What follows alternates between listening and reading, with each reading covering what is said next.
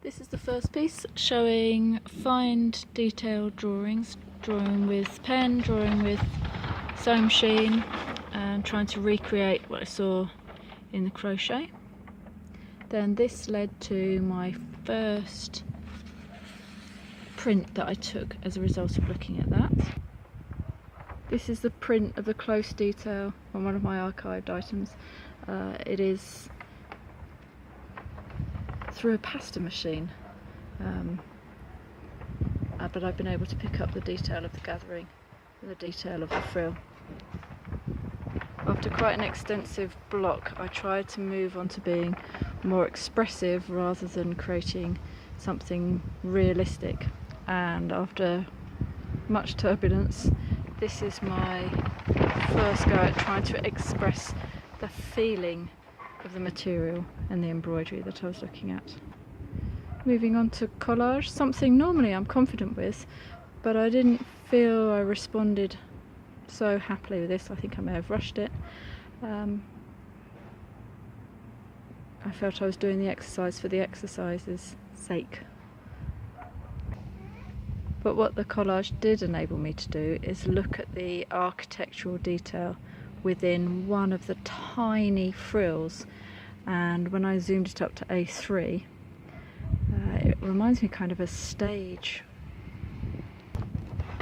I then decided to pick up on specific details, almost like a motif, and decided to work on a very large scale, simplifying the motif, taking details out, extracting all the time, until I was left with the curves, the waves that remind me either of something out of physics or almost a DNA type structure. So this was starting to work on large scale. The next piece in the series is as a result of further blind drawing and looking at the details that I really enjoyed, but trying not to draw what I saw but draw what I felt, and trying out various techniques. The wind's getting up now, including the dripping and washing that then became of a large amount of interest. Moving back to small scale for the new items that I chose for the last project, and I created a wash, almost a silhouette wash, and I was experimenting with lots of material processes, and as a result of that one I moved into enlarging it and working on this salt and oil paint experiment that is still something I'm working on. And then I focused even further on the material process. So those three, I couldn't really select one out because they are a process, a clear process. Then I went back to tiny, made myself a miniature notebook, and I was intrigued if I used lace and made monoprints from the lace of one of the actual garments, what happened. And then as a result of thinking of this monoprint, when I chose my final items from nature, I then tried to combine everything that I've learnt so far and created a journey of all the items that I'd found.